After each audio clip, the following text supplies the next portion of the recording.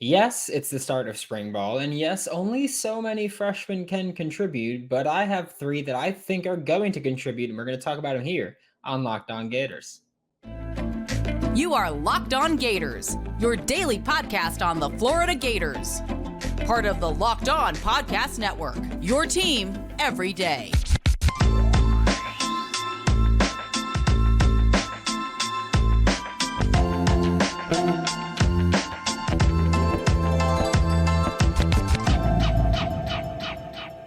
Hello, and welcome back to another episode of Locked On Gators, part of the Locked On Podcast Network, your team every day. Thanks for making Locked On Gators your first listen of the day. We're available daily and free wherever you listen to podcasts. Happy Friday. I'm Brandon Olson. Find me on Twitter at WNS_Brandon, written work with Whole Nine Sports, Giants Country, and NFL 33. And I have three true freshmen that I want to talk about as contributors. I want to make that distinction very clear because I feel like last year I did this and I didn't say true freshman, and people were like, "What about this guy?" And he was a redshirt freshman. And again, this is true freshman, so people who are just getting to college this year. Okay, first got to talk about it that I think is going to be a legitimate contributor, and I think a lot of people agree with me actually on this one is Kelby Collins.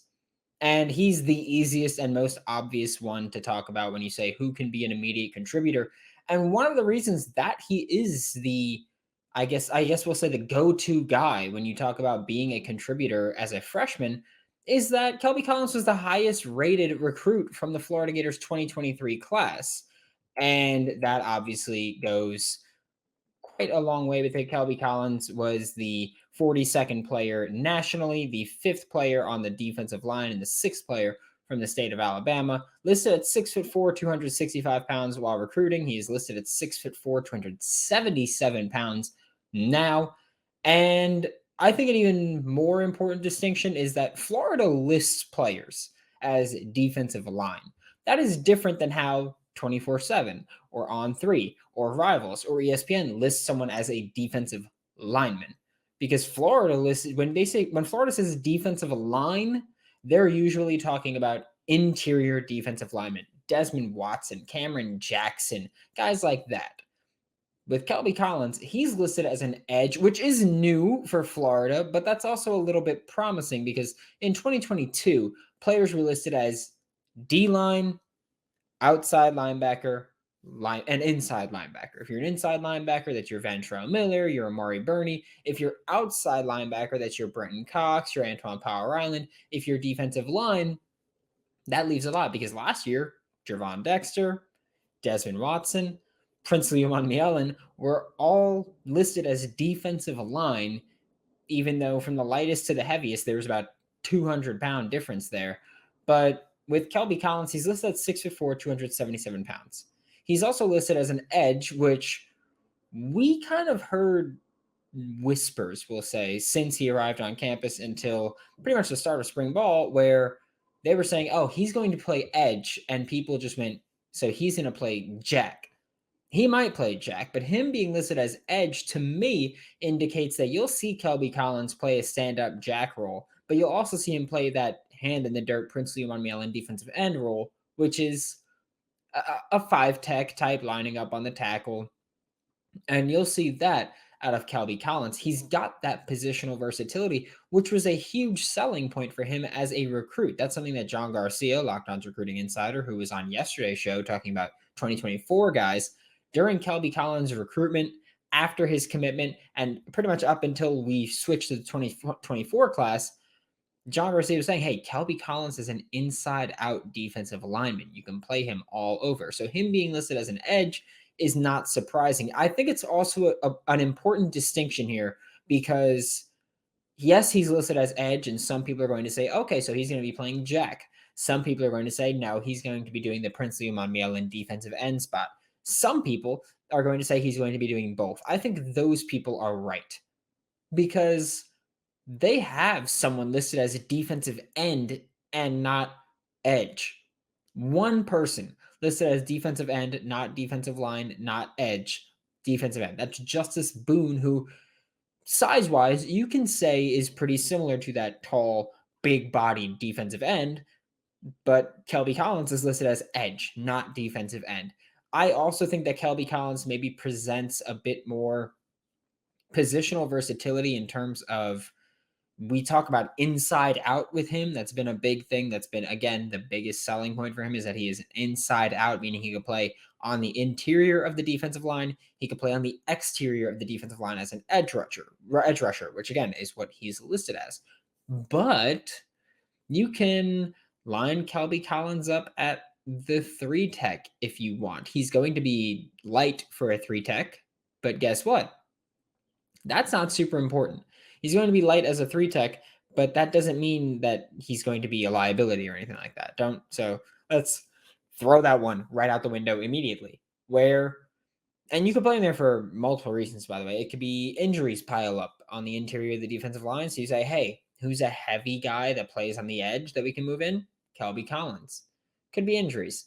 Could be underperforming 3 techs. Cameron Jackson's just getting here. Caleb Banks is just getting here. There's not really a 3 tech outside of Chris McClellan. That was interesting. By the way, 3 tech, when I say that, sorry, I realize I've been saying this.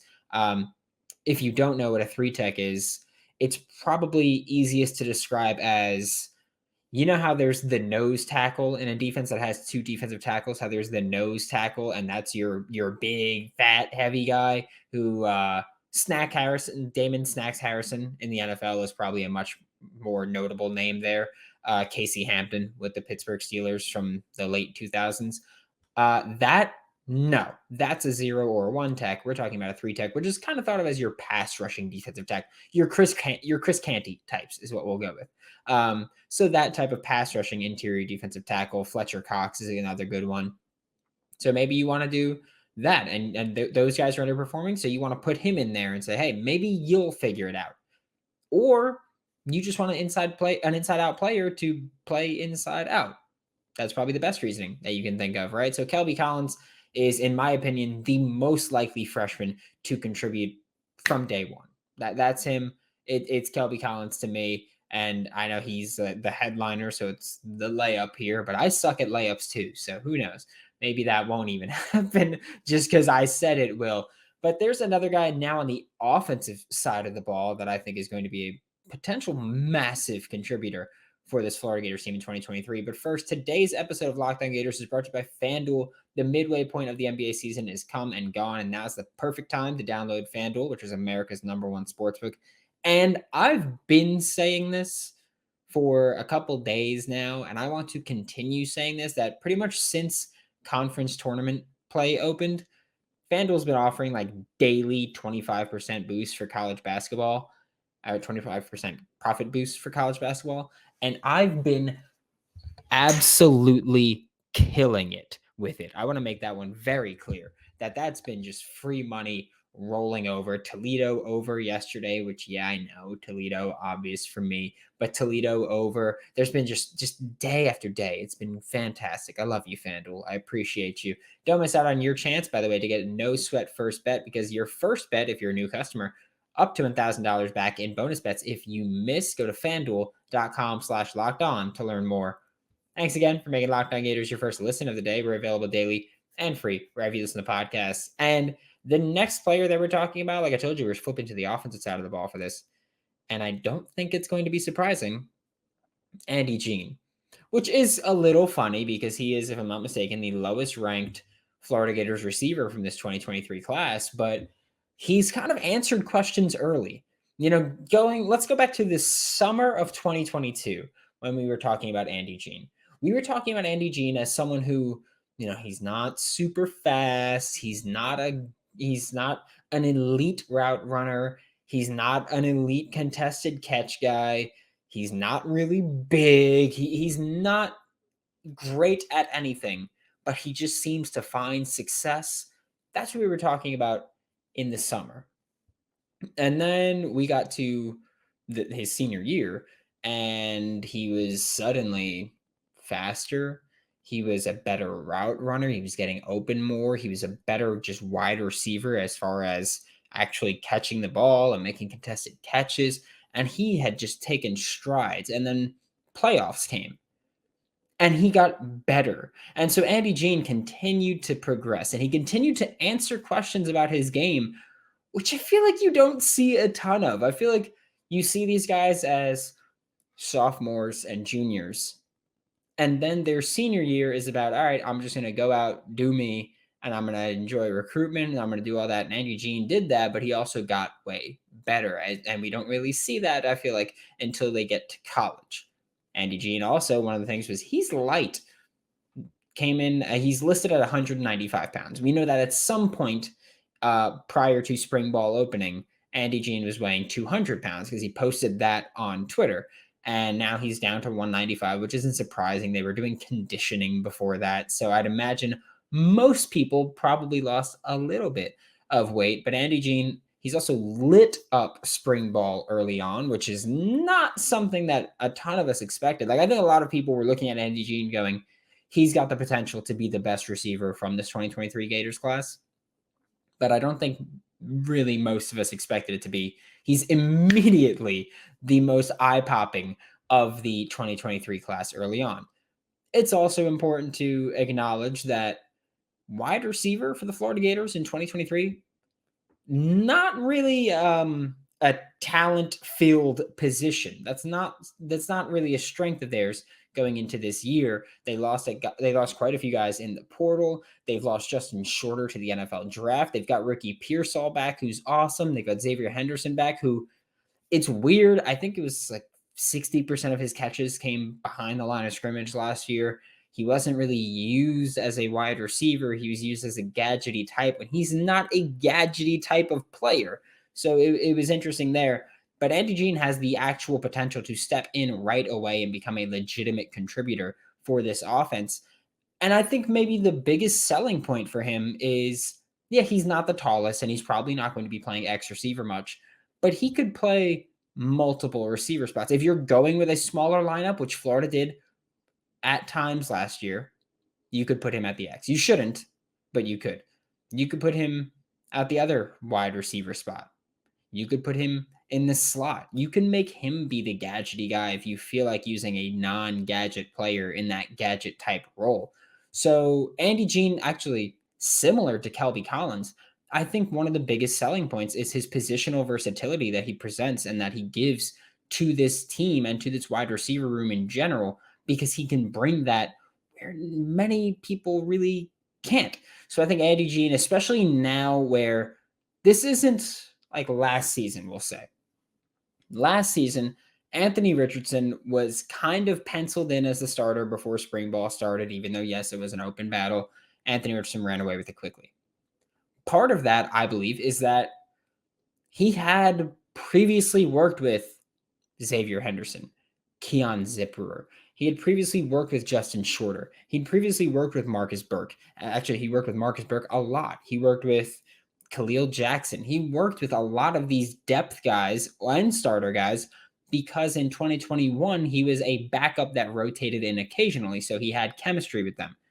Here, Andy Jean doesn't have that chemistry, so he's going to get better with these guys. He's going to learn how to get along and how these quarterbacks like using him, because there is no chemistry here. So he's got to develop that chemistry, but the fact that he's kind of lighting it up early on without developing that chemistry is actually going to be probably pretty big for him. And if he's not a starter and he's a rotational player, or even if he's not a rotational player, it bodes well for him in the future that he's going to still get snaps with these guys in practice and will eventually become a contributor. So him kind of stepping in right away is something that you could expect because he's already lighting it up without chemistry with any of these guys. And we're flipping back to the defensive side of the ball for the last guy. But first, today's episode of Locked On Gators is brought to you by Built Bar. It's way past the new year now. If you're still sticking with your New Year's resolution, cool beans. If you're not, cool beans.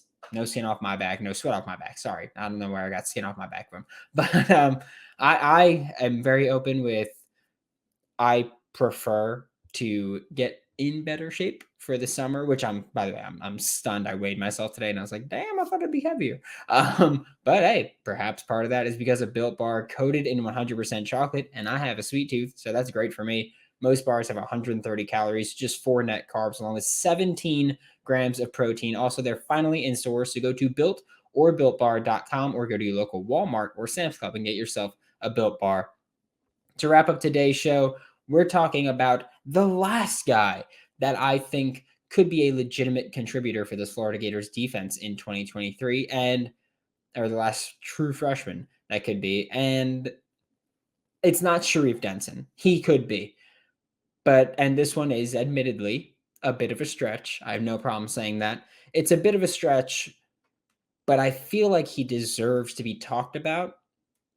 And the more I think about it, the more I think and the more I can talk myself into Jaden Robinson could be a legitimate contributor, or he could at least have a legitimate opportunity to contribute to this defense. And this is another one of those times where I'm saying the versatility is huge here. And like I said, yes, admittedly, this is a little bit of a stretch, but the more I think about it, the more I talk about it to myself, because I do that, the more I talk myself into this being a legitimate possibility. Where I've said this before, I think it's hard to contribute and play well at linebacker in the SEC early on in your career. I think it's hard to do it late in your career. SEC for a linebacker is incredibly difficult because not only are you worried about guarding, some of the best receivers in the country, some of the best tight ends in the country, but you have to be able to hang and bang with offensive linemen in run defense, tackle these freaky running backs that just come in and out of the SEC.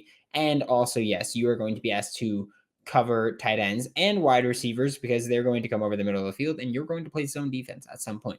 So it's incredibly difficult to step in and play early on. Jaden Robinson has a pretty unique skill set where he played a safety linebacker hybrid type of role in high school. And Billy Napier has even spoke about Jaden Robinson specifically, where he was like, yeah, Jaden Robinson scored like 7 touchdowns defensively, or he scored a defensive touchdown in 7 straight games. He's a ball hawking kind of guy. He played a lot of safety linebacker hybrid in high school. Now he's going to be moving pretty much exclusively to linebacker. But with his safety background, that should help him in coverage. That should help him as far as identifying route patterns and addressing that, which is huge in this defense. It was big in Patrick Toney's defense as well, which is why you saw guys like Amari Burney and Ventrell Miller, who were typically thought of as, we either love them or we hate them, because Ventrell, everybody loved. Amari Burney was kind of widely disliked by Gators fans for whatever reason you want to talk about. But they both had the best years of their career, partially because their IQ, their football IQ, they can identify plays and identify route patterns and make plays on that. So that was a big thing for them. Jaden Robinson, safety experience, that might help him identify route patterns as well. So that should help him in coverage. And we've spoken, I want to say excessively at this point, at least on this show, we've spoken excessively about how often Austin Armstrong likes to blitz and how often he likes to blitz his inside linebackers specifically. So Jaden Robinson, with a safety background, could contribute in coverage. Jaden Robinson, with a blitzing defense, he won't need to worry too much about being able to identify route patterns if that's something he struggles with. And you will allow him to just fly downfield. That's a big thing where I feel like people kind of disregard a little bit when you're talking about linebackers, is when you're playing linebacker in an aggressive defense that allows you to trigger downfield really quickly. That kind of helps you because that's something Austin Armstrong did. And again, part of the reason he did that might be because he wanted to mask some deficiencies that he had in his just defense in general. But as a linebacker, when you're told, hey, you can kind of just come fly down and try to make a play, like you're blitzing. So whether it's run or pass, run in there and make your play. I think that gives you kind of a big benefit as a true freshman. That kind of boosts your possibility of contributing because you've got that athleticism already for Jaden Robinson. You're athletic. You've got safety experience. You can come fly down and trigger down into the box, and you can have a higher chance of making a play in the backfield, whether it's a run or a pass. You can kind of fly down, and it's not as important as being able to identify those route patterns. Although, again, that's something he probably should be able to do by this point. So you kind of open up that possibility of being more involved as a defensive weapon and defensive Swiss Army knife, and you can maybe cover some deficiencies that you might have. So Jaden Robinson, you might get some playing time this year. Thanks for making Locked On Gators your first listen of the day. Every day, we're available daily and free wherever you listen to the podcast. We'll be back Monday to talk more about the Florida Gators. For Locked On Gators, I'm Brandon Olson. Don't forget to follow me on Twitter at WNS_Brandon. Find all my written work with Whole Nine Sports, Giants Country, and NFL 33, and I will see you all Monday.